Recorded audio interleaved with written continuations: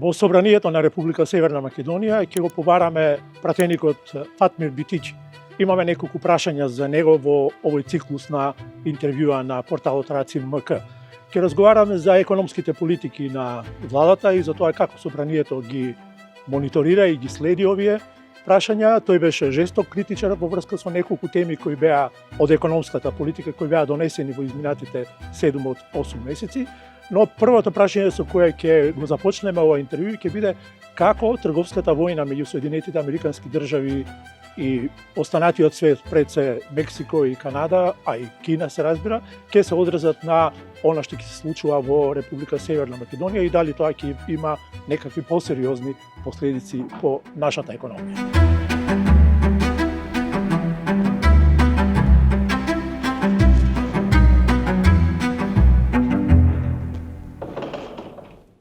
Во канцеларијата на пратеникот Фатмир Битичи разговараме за неколку прашања кои се од важност за економски прашања и економските политики на владата до сега, кои се од непосреден интерес на граѓаните.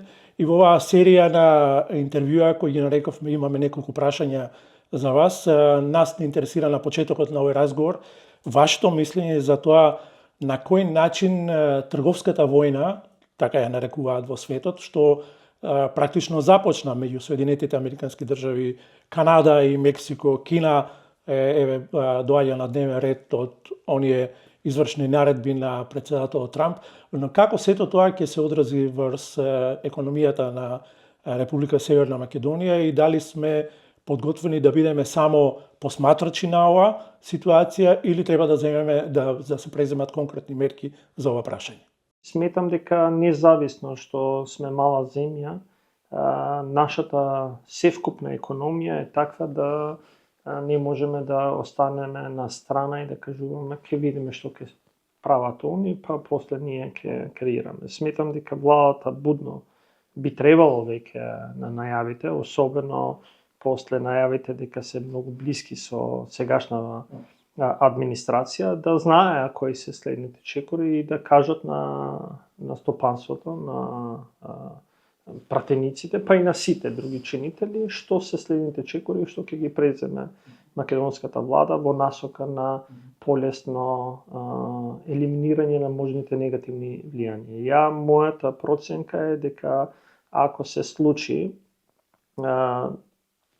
најавата да воспостават одредени царини кон Европската Унија, Америка, тоа директно ќе влијае врз нашата економија, затоа што ние длабоко сме извозно ориентирани и поврзани со економијата на Европската Унија. Е само еден податок дека скоро 47% од нашиот извоз е поврзан со германската економија и тоа скоро 80% од целиот извоз во Германија е поврзан со една индустрија, еден сектор, а тоа е автомобилскиот сектор, а најверојатно тоа ќе биде еден од секторите кој што највише ќе биде погоден во таа, да кажеме, војна тивка војна која што Америка ја води со другите земји во светот. И затоа сметам дека владата треба да биде многу по-проактивна и со многу појасна стратегија како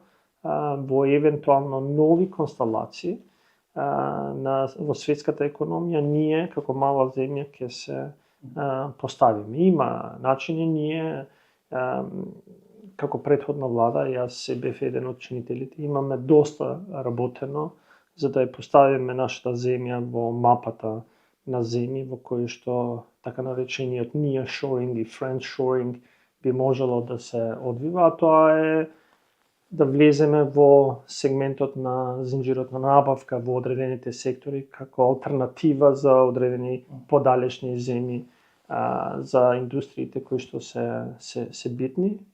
Тоа реално даде резултат, особено после војната во Украина. Друго е дали помпезно тоа го најавувавме, го зборувавме, го промовиравме, но резултатите се видливи и ефектите нивни се видоа во крајот на 2024 во суштина кога ја надминавме кризата економската и инфлацијата, справувањето со инфлацијата, но и резултатите на странските директни инвестиции кои што оваа влада сака да промовира дека се достигнати на највисоко ниво. Но треба да сватиме дека и странските инвестиции, и справувањето со инфлацијата, и справувањето со кризите не е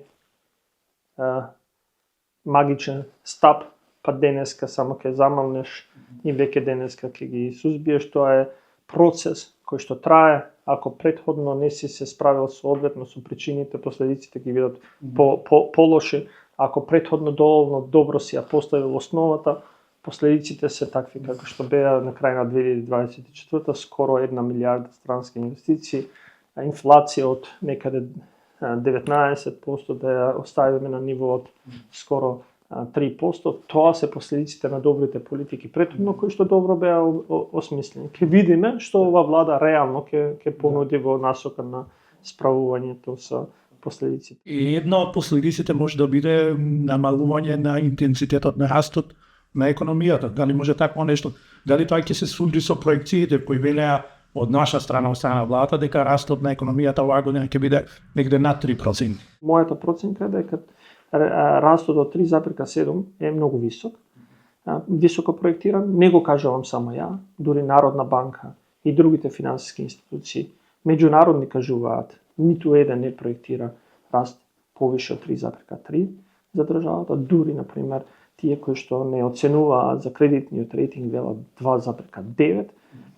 Сметам дека ова што се навистува од америчката администрација во војната, тивката војна со Европска унија, особено во автомобилскиот сектор, ќе влијае негативно и можеби ќе за некој месец ќе знаеме дека тоа што вообичаено го имаме како нарачки е поврзано со и домашни и странски инвеститори во нашата земја ќе падне на одредено ниво и ќе треба владата да каже кој е одговорот на тоа. Јас искрено знам што би требало да се направи во овој момент, особено кога ние се повикуваме за еден стратешки партнер како што е Соединетите Американски држави, да во оваа војна колатерала не би требало да биде нашата земја, но за тоа треба проактивност, а не само следење на страна и кажување тоа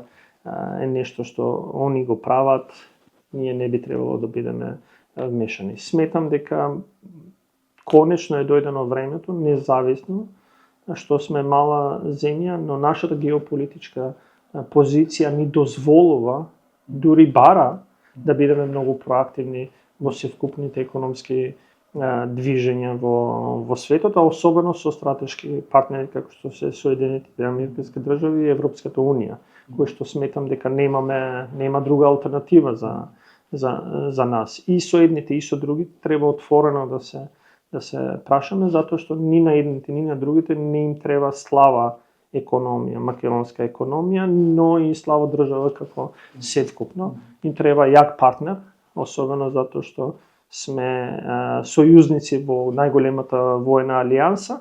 Тоа значи дека како и претенденти да станеме земја членка на Европска унија, подобро да бидете поспремни отколку да бидете сиромашни и од аспект на економија, но и од аспект на функционирање на институциите.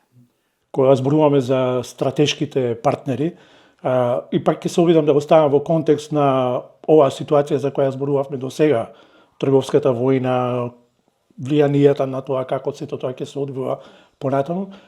Владата за свој стратешки партнер ја прогласи Унгарија, кога зборуваше за унгарскиот кредит, која го најави. Еве конечно сега овој месец практично беа подпишани првите, односно започна постапката за доделување преку комерцијалните банки со посредство на развојната банка на Република Северна Македонија.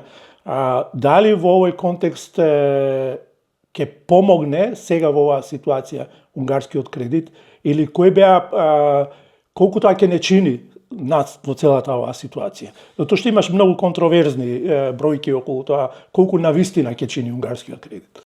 Прво, сметам дека јас сум била еден од тие кои што јавно сум говорел за унгарскиот кредит, затоа што има многу нејасноти. Прво, он е преговаран во институционално и тоа не треба да го забравиме. Он е испреговаран пред воопшто да имаме влада во нашата држава. Сметам дека никој нема толкава политичка моќ да преговара за кредитирање на државата, хипотетички дека ќе дојде на власт, освен ако нема договор за одредена политичка соработка. Второ, остана необјаснето дали вистина се тоа унгарски пари или можеби потеклото е да се кинески пари.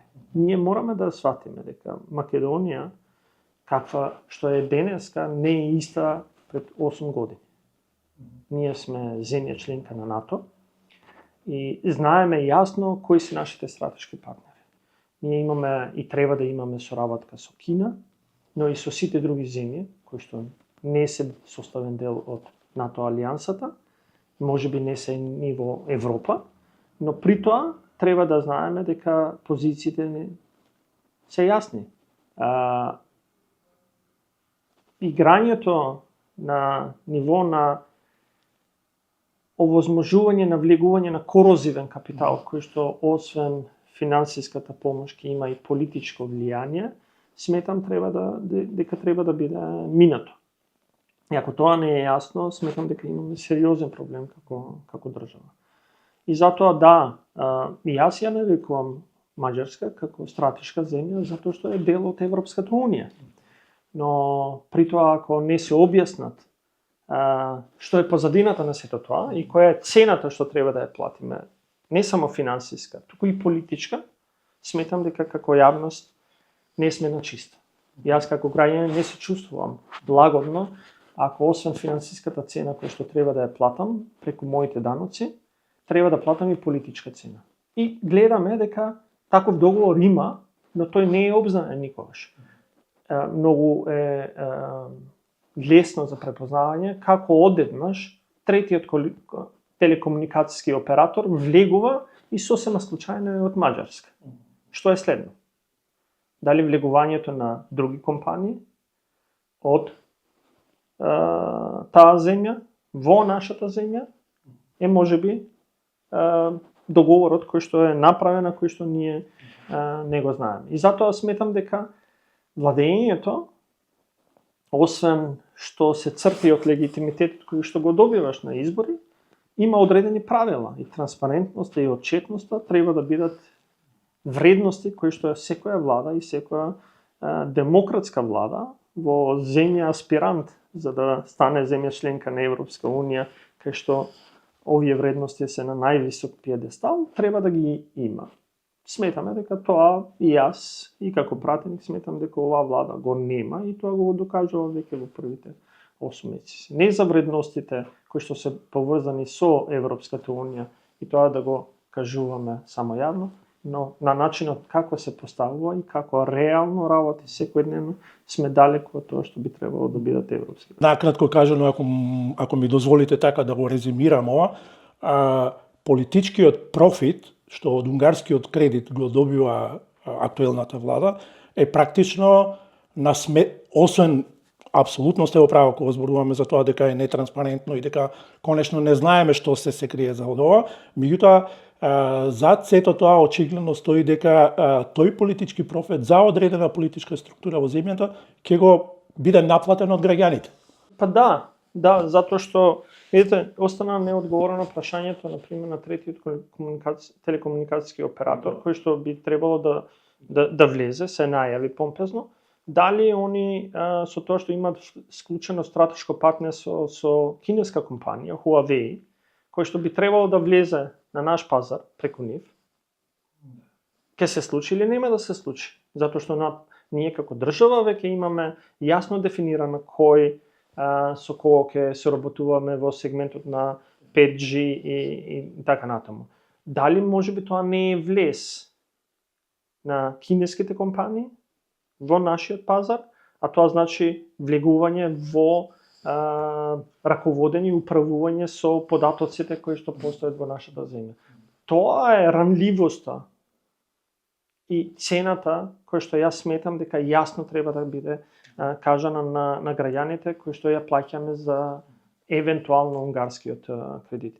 Но симптоматично за мене исто така како пратеник, ја неколку пати на говорница сум го кажал, е зошто кога се зборува за унгарскиот кредит, никогаш најповиканиот не зборува за унгарскиот кредит. Најповикан во овој случај е министерот за финансии, министерката за финансии. Зошто она не зборува помпезно за унгарскиот кредит? Дали можеби затоа што сваќа дека не е се онака како што би требало. Од друга страна, Па таа дури покажуваше одредена резервираност во однос. па да, затоа што видете кога сте на таа позиција и кога сте повикан да подпишете или да преговарате, знаете која е цената ако имате билатерален директен договор со одредена земја и знаете кога излегувате на европскиот пазар за еврообврзница. Самиот момент кога ќе успеете да добиете еврообврзница, независно од каматата, покажува колку е спремна оваа земја да се носи со исполнување на сите критериуми на тој меѓународен финансиски пазар. Договарањето само со една земја билатерално не се критериумите кои што постојат на финансискиот пазар клучни за да го добиете тој кредит. И можеби тоа е причина за малото нелагодност која што ја има институцијата Министерство за финансии, вклучувајќи и министерката, но тоа е прашање што они треба да го одговорат. Јас сум кажал и пак ќе повторам и ќе продолжам да повторувам дека за мене не би требало да има алтернатива дали е подобро земјата да се задолжува на меѓународниот финансиски пазар, особено преку еврообврзници или билатерално во кое што можеби ќе бидеме политички заложници за одредени години. Да го искористам овој момент за технологијата, финансиите и така, особено оваа висока технологија, апропо ова што го споменавте во контекст на заштитата на личните податоци на граѓаните. Вие сте посебно активен во ова поле, во една регионална иницијатива и укажувате постојано на таа опасност од влезот на големите технолошки компании од Кина, а во случајот на унгарскиот кредит гледаме дека се крие влезот на Huawei, компанија пак која беше многу често покажувана со прст на неа дека е компанија која не се воздржува тоа да ги собира личните податоци. Дали треба да бидеме загрижени по ова прашање? Па да, ја пред одредено време заедно со неколку законодавци, пратеници од регионот, објавивме една статија во различни списања низ Западниот Балкан, но и пошироко, во која што навестуваме дека на мала врата кинеските компании преку така наречени сигурни градови и други иницијативи влегуваат во земјите од Западен Балкан, но тоа е исклучително опасно затоа што служи во одредени ситуации како начин на прибирање на податоци, а денеска знаеме и треба да знаеме, и јавноста треба да знае дека наредниот период војните нема да се одвиваат на војна поле, туку ќе се одвиваат преку кој управува со податоците. Податоците може да бидат управување со лични податоци за луѓето, но управување и со податоци кои што државата ги има. Замислете држава во која што целиот систем за така наречен safe city или безбедни градови го управуваат земји кои што не се наши стратешки партнери, каде се податоците ќе идат. Тоа значи и од препознавање на лицата, дури влегување до информации кои што се поврзани со лични, приватни информации и така натаму. И затоа сметаме дека кажуваме како законодавци дека треба да бидеме само внимателни. Управувањето со податоци треба да го прави државата сама, а со кого ќе споделува, ќе одлучи во насока на кои се стратешките партнери со кои што треба да споделуваат. И вие денеска имате низа на меканизми, например најпоследниот е една платформа за купување која што е доста агресивно влегува на пазарот, која што очигледно клучот на нивната филозофија на работа е прибирање на податоци, па после користење на податоците првично за нивен профит во смисол на бизнис, а понатаму веројатно и на друго, затоа што ако влезете уште повнимателно да гледате кој стои позади тие компании, секогаш завршува во еден центар на управување, а тоа е кинеската влада. Јас влегов во една таква алијанса која што укажува на недемократските начини на влијание кое што сегашното раководство на кинеската влада ги прави и кажуваме дека не дека треба да ги затвориме сите канали за комуникација со Кина, туку треба да бидеме внимателни и да кажеме што е наш национален интерес за разлика од нечи друг интерес. Тоа е тоа што сакаме да го покажеме и мислам дека навистина, особено во аспект на критична инфраструктура и така натаму, треба да бидеме прилично внимателни со кого соработуваме. Да се вратиме сега на оно што повеќе аспект на некакви непосредни интереси на граѓаните кај нас. Да зборуваме малце за растот на платите, за цените кај нас, за вашиот пристап, вашиот поглед на овие работи. Овие денови беше објавено дека, например, во Црна Гора просечната плата го надминала психолошкиот, ако можам така да го наречам, момент од 1000 евра и сега таму просечната плата изнесува негде околу 1012-1014 евра.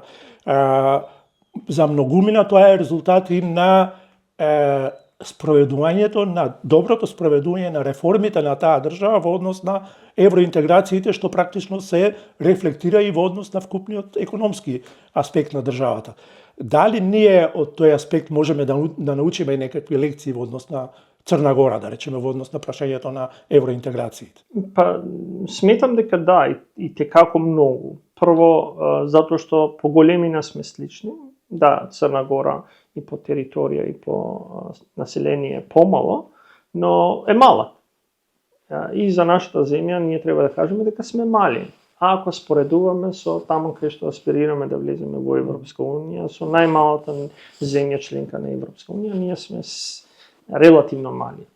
И тоа укажува дека европските интеграции како процес овозможуваат да се подобра состојбите внатре.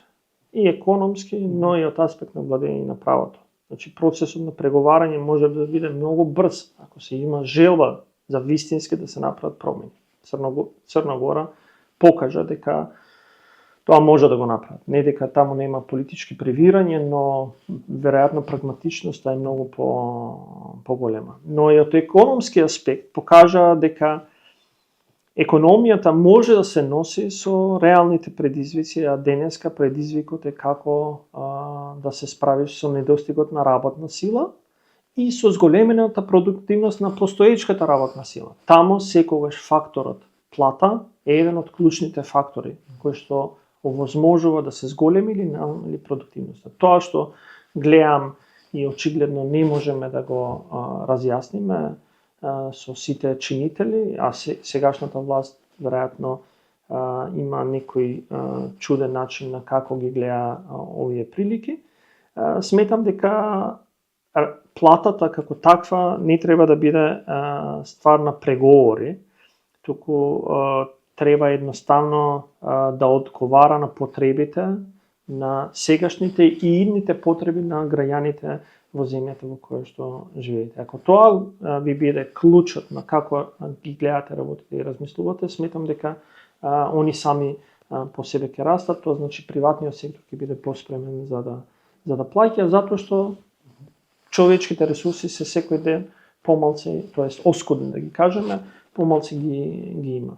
И сметам дека денешното немање повише желба и визија како да се справиме и со зголемувањето на минималната плата.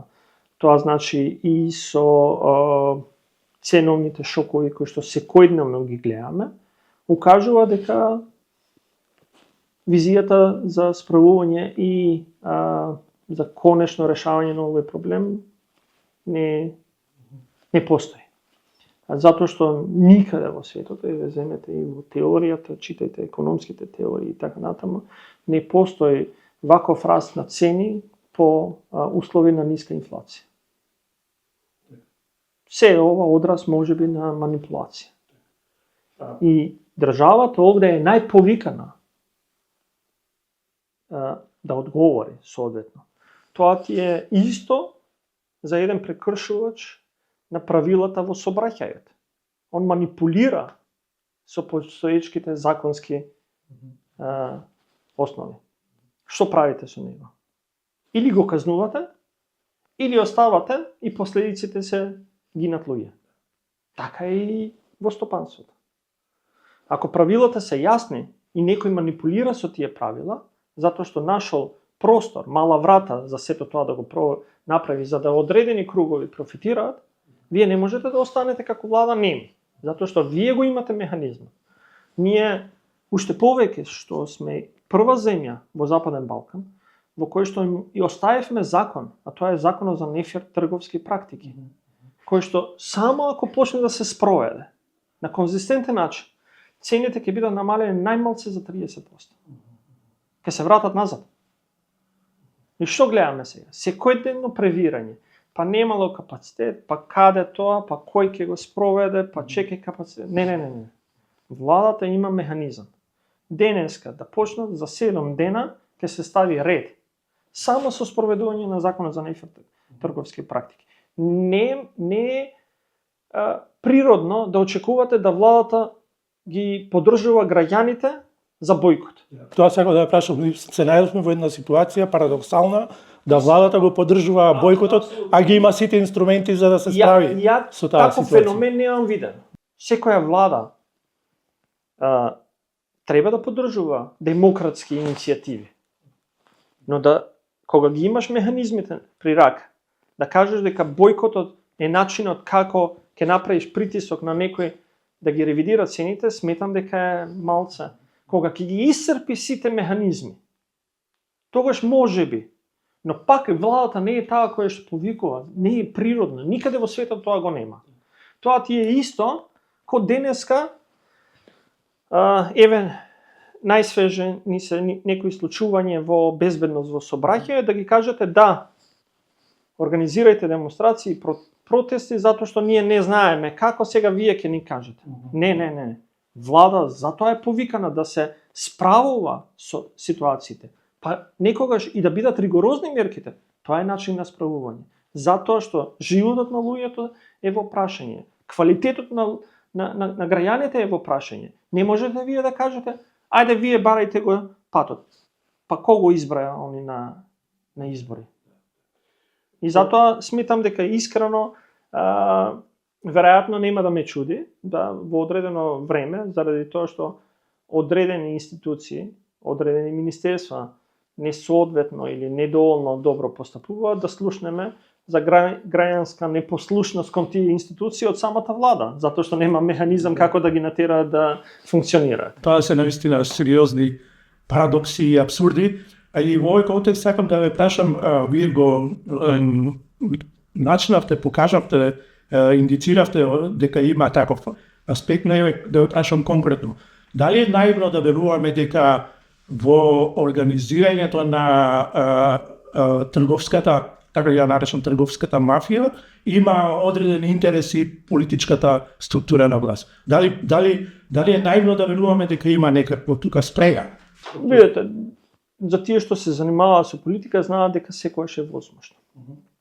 Ја бев еден од тие кои што инициираше пријава пред Комисијата за заштита на конкурентност кога имав дојави за евентуално организирање на одредени производители.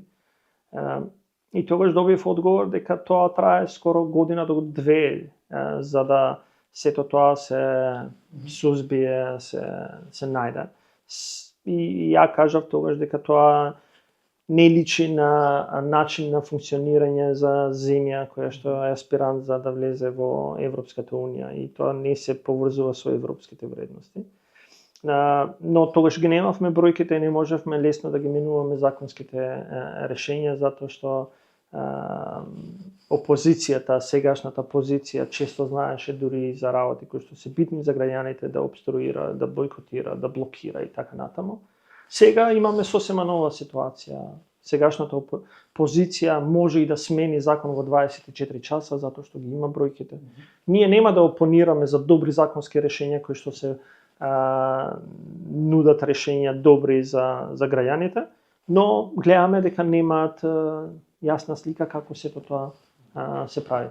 И затоа ќе кажам дали може да постои, сметам дека може да постои, искрено, затоа што таму има одредени поголеми интереси. На крај на денот тоа се помали или поголеми профити. И времето ќе покаже, сомневање, предпоставки може сите да имаме, но мислам дека и граѓаните наскоро ќе сватат многу брзо дека одредени работи се можеби заради одредени политички договори пред и после изборите. Само сакам уште една, ако можем така да ја наречем, дигресија визави позиционирањето на владата во однос на платите. Сега скоро имаше повторно седница економско-социјалниот совет, но непосредно пред таа седница премиерот Мицкоски лично рече дека како ќе се договорат синдикатите и работодавачите во врска со платата, тој така ќе постапи. Тоа е една позиција на тргање на страна, на неучество во тој трипартите диалог во кој владата треба да има една активна улога. Значи, во трипартитниот договор има 3 партнери. Не можете еден од партнерите да каже таа не е моја битка, особено затоа што еден од партнерите е најголемиот работодавач во државата. Скоро 20% од работното способно население, но и на вработените работодавачи им е владата. И не може најголемиот работодавач да кажува не знам, нека се договорат овие другите, па јас ќе видам после, ќе прифатам. Нема диалог. И затоа се вика економско-социјален совет во кој што учествуваат 3 партии, 3 страни. Работодавачи од приватниот сектор, владата, креатор на политики и спроведувач на политики и синдикатите кои што ги штитат интересите на работниците. Овие заедно треба да направат договор.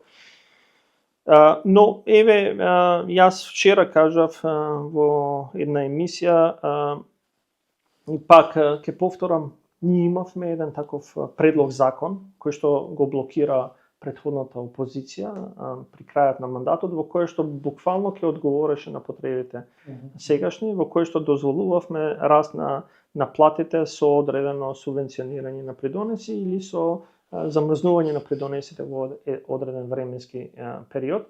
И мислам дека тоа законско решение само нека го земат, нека го спроведат, сметам дека во овој момент ќе постигнат диалог.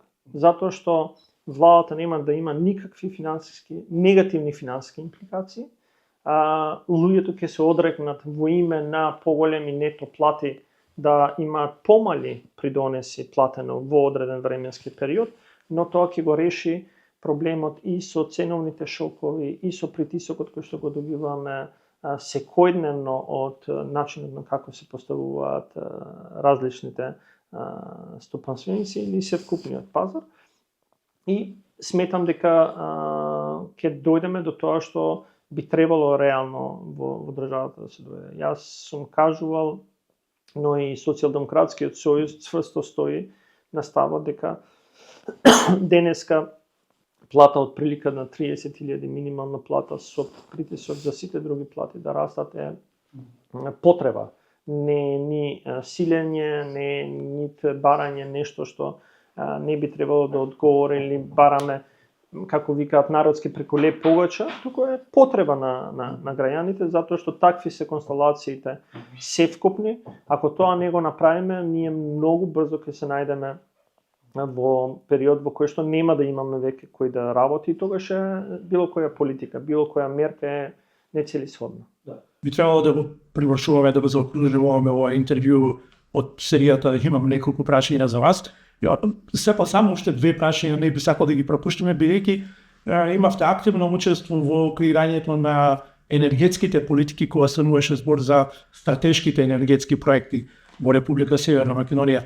Прво, оваа влада иницираше и го спроведе тоа, формираше посебно Министерство за енергетика и рударство, и тогаш кога беше расправата во врска со ова реформа во државната управа, односно во извршната власт, имавте сериозни кажувања и критики. Останувате ли на тоа и дали што се случи, најконкретно, дали во овие 8 месеци видовме некаков резултат од работата на Министерството за енергетика и рударство?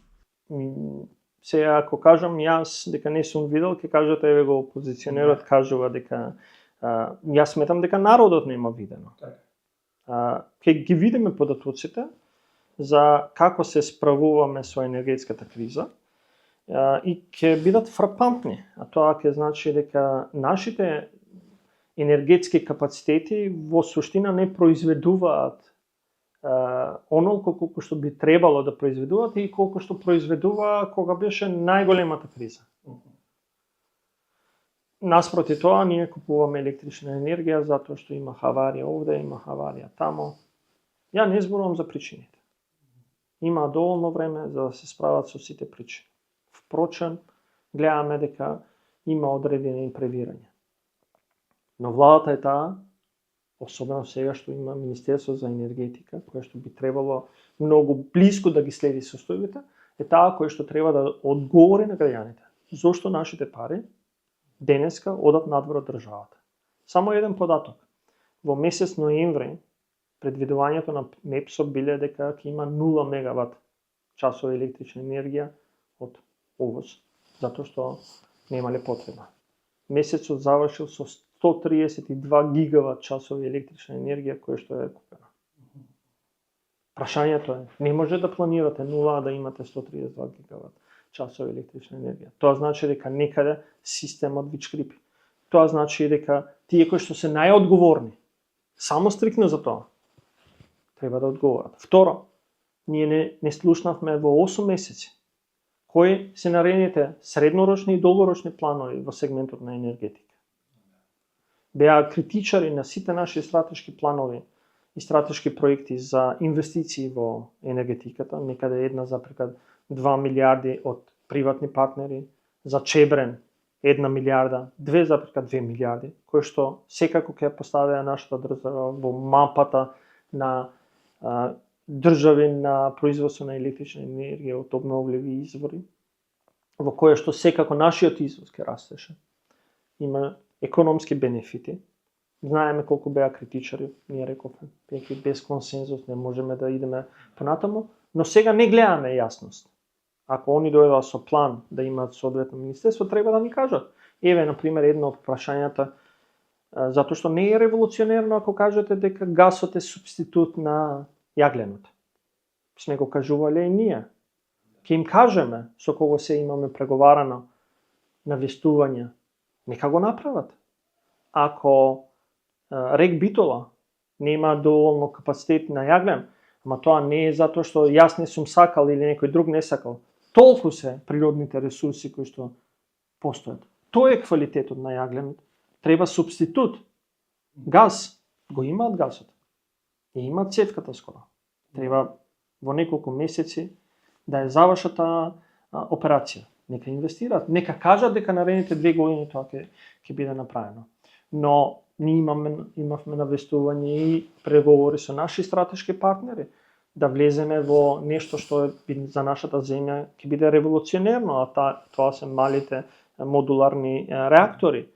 Нешто што Англија, Маđарска, Романија, Германија, Франција веќе на големо го прават, Америка на големо го прават. Наредните 10 години ќе видите каква револуција ќе биде тамо, не од аспект на иновации, толку од аспект на инвестирање, затоа што тоа е еднината. Со справување со сите климатски промени, така натаму и со енергетската транзиција, очигледно сето тоа останува назад и сметам дека ќе во наредниот период и како ќе имаат владата полни раце работа за одговарање пред граѓаните каква иднина ќе креираат, зашто тоа со ваков почеток не е очигледно дека ќе имаме сјајна иднина.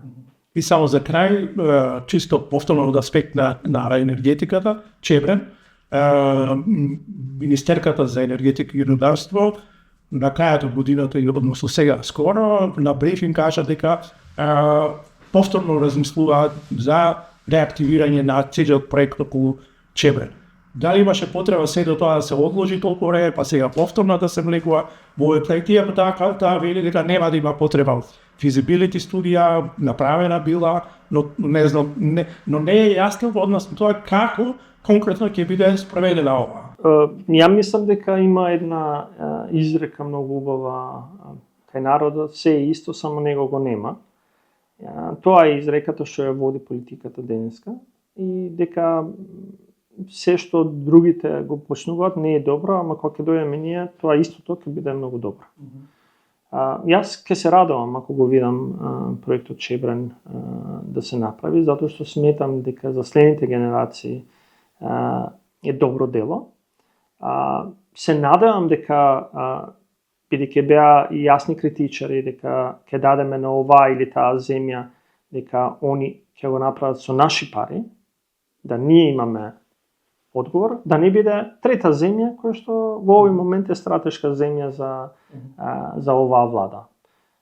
Затоа што тоа не е ништо осим се делото на претходниците во кои што викаат дека нели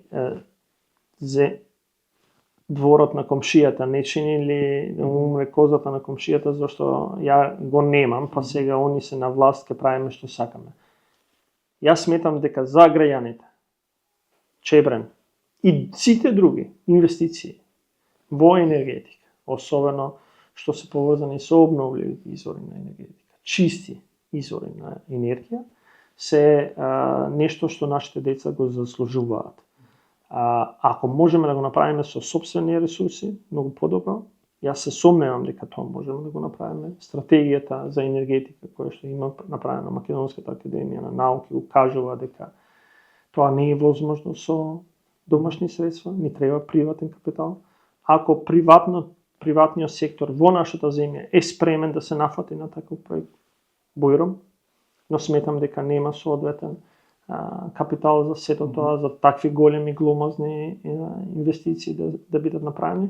Ние мораме да се отвориме со нашите партнери, дали се тоа соседи или подалечни земји од Европска унија, сметам дека се добра идеја, но овде ги имаме и земјите кои што не се членки на Европска унија. Овде е Велика Британија, Соединените Американски држави. Нека отворат, нека дојдат нашите стратешки партнери, само треба да внимаваме да во таква критична инфраструктура не дадеме рака на нашите несојузници.